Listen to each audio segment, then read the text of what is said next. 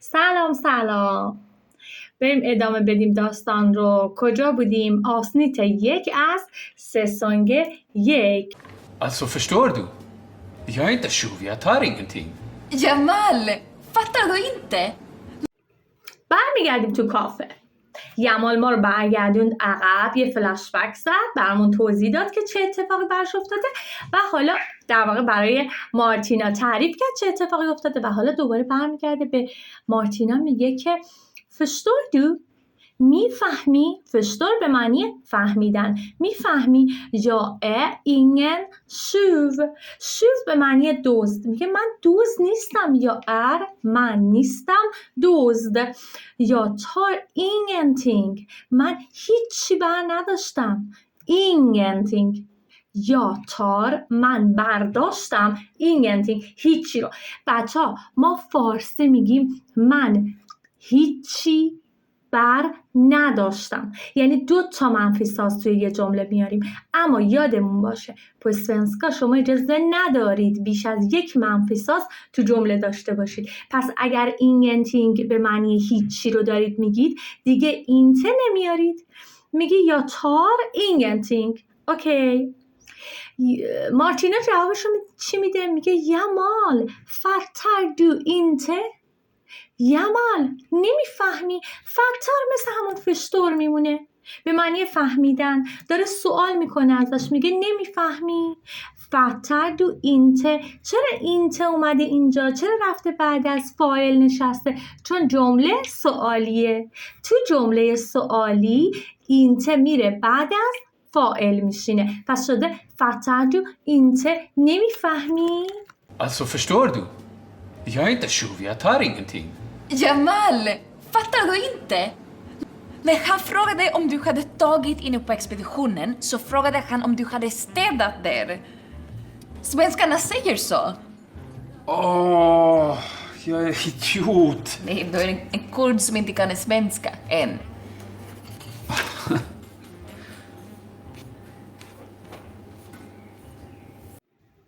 مارتینا ادامه میده. چی میگه؟ میگه när han frågade om du hade tagit inne på expeditionen.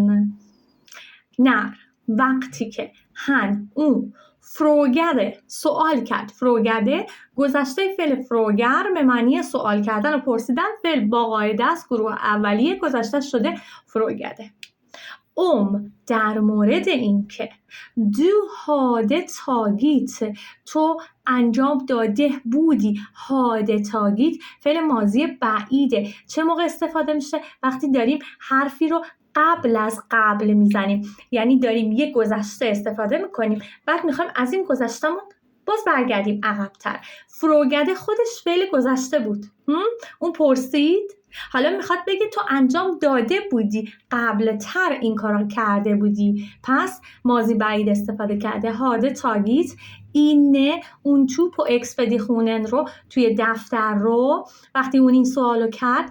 så frågade han om du hade städat där. اون سوال کرد اون سوال کرد han اگه، آیا، در مورد این که du hade städat där. اون در مورد این ازت سوال کرده که آیا تو استعدا کرده بودی اونجا رو. دوباره هاده استعداد نظافت کرده بودی، ماضی بعید استفاده کرده. تو آیا اونجا رو، در رو استعدا کرده بودی، نظافت کرده بودی. منظور آقای این بوده یمال. svenskarna säger så. سوئدی ها اینجوری میگند. säger så اینجوری میگن. یمالم میگه او jag är en idiot. اوی من دیوانم. ایدیوت دیوانم. و مارتینا آرومش میکنه، بهش میگه nej, du är en kurd som inte kan svenska än. نه، تو یک کردی، تو هست یک کرد som که inte kan نمیتونی svenska سوئدی رو ان هنوز معمولا تو جمله های منفی، چون اینت داریم وقتی میخوایم بگیم هنوز از ان استفاده کردی. میگه تو یه کردی که هنوز نمیتونی سوئدی حرف بزنی، دیوانه نیستی. Han frågade om du hade tagit inne på expeditionen, så frågade han om du hade städat där. Svenskarna säger så. Åh, jag är idiot. Nej, du är en kurd som inte kan svenska än.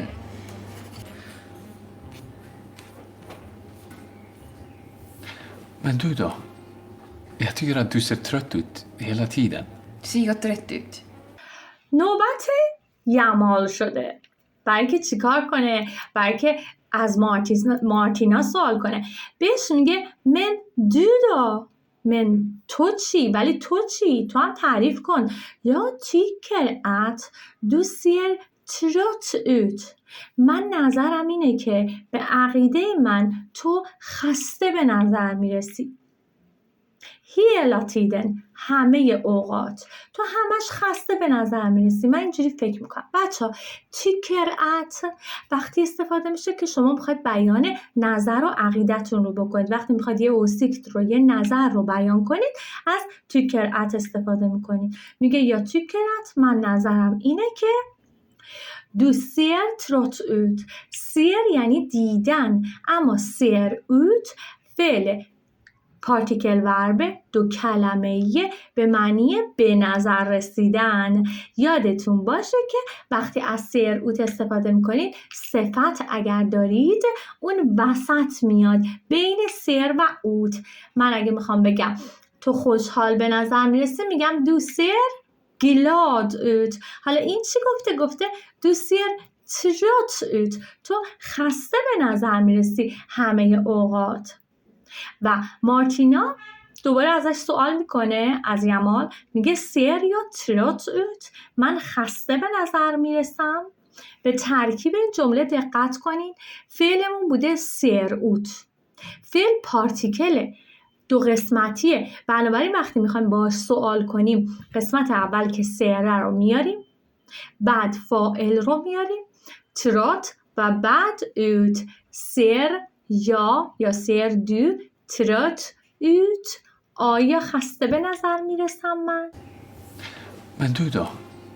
Jag tycker att du ser trött ut hela tiden. Ser jag trött ut? Och du kommer sent till SFI nästan varje dag. یمال جواب میده، میگه دو kommer sent till SFI nästan varje dag. تو میای دیر به SFI تقریبا هر روز. varje dag به معنی هر روز. varje معنی هر میده، مثل every انگلیسی میمونه. من اگه بخوام بگم هر ماه میگم varje månad. هر فرد varje person. هر کتاب varje بوک. اوکی، این مال varje dag. SFI هم که گفته بودیم قبلا کلاس‌های زبان سوئدی. نستا یعنی بعدی، مثل next میمونه، اما نستان یعنی تقریبا. اوکی. و بعد میگه تو دو kommer، تو میای، سنت دیر. سنت به معنی دیر مقابل تیدیت به معنی زود. میگه تو همیشه دیر میای به کلاسای SFI. یه چیزی هست دیگه. Kommer sent till SFI nästan varje dag. Ja, men jag sover inte så bra på nätterna just nu. Sover du fortfarande dåligt? Alltså det är någonting du gör. Du berättar inte. Det är ingenting viktigt. Nej. مارتینا جوابشو میده، میگه یا سوور inte så bra på nätterna just nu. من خوب نمیخوابم شبا الان، just nu، توی موقعیت کنونی، اکنون. یا سوور خوابیدن، فعل زمان حال ساده است. چرا حال ساده؟ چون یک کاری که داره روتین تکرار میشه. یا سوور اینته، من نمیخوابم، صبرا خیلی خوب، پونتنا نتر جمع نت به معنی شب، من شبا خوب نمیخوابم الانا. خب به این دلیله که دیر میام به SFI. و یمال جوابشو میده، میگه sover du fortfarande dåligt.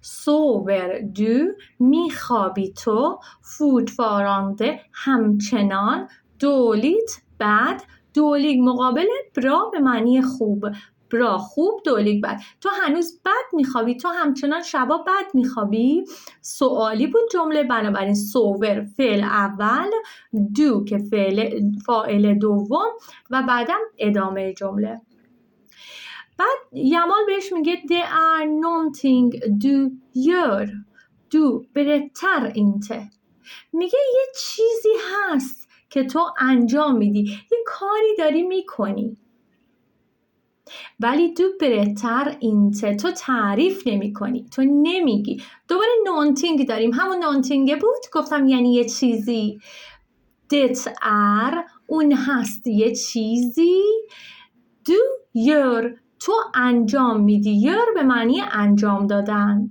یه چیزی هست که تو انجام میدی du berättar inte تو تعریف نمی کنی و مارتینا هم بهش میگه det är ingenting viktigt det är ingenting viktigt چیز مهمی نیست viktigt به معنی مهم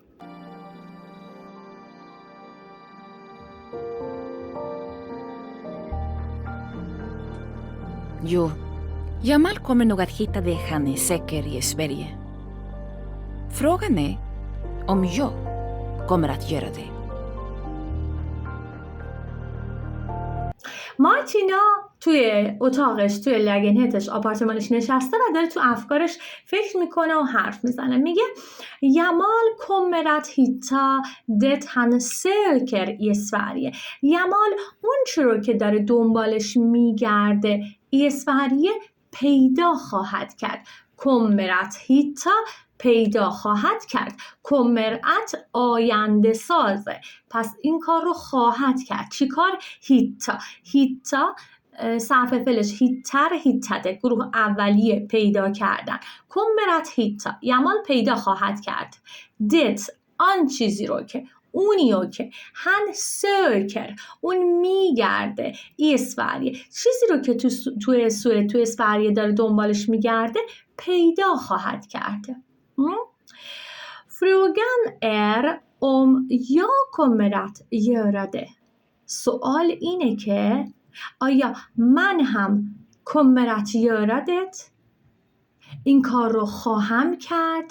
سوال اینه که آیا من هم این کار رو میتونم بکنم؟ یعنی منم آیا میتونم اون چیزی رو که تو سوئد دنبالش هستم پیدا کنم؟ امیدوارم که این ویدیو هم براتون مفید بوده باشه. حتما سابسکرایب کنین کانال رو برای اینکه ویدیوهای آموزشی رو خیلی زود ببینید. اینستا رو دنبال کنید برای اینکه ویدیوهای کوچولوتر رو بتونید ببینید روزانه و برای شرکت توی کلاس ها تو اینستا به هم دایرکت بدید. خوشحال میشم اگه نظری دارید اینجا برام کامنت کنید بچه ها. Ha det så kul och hej då!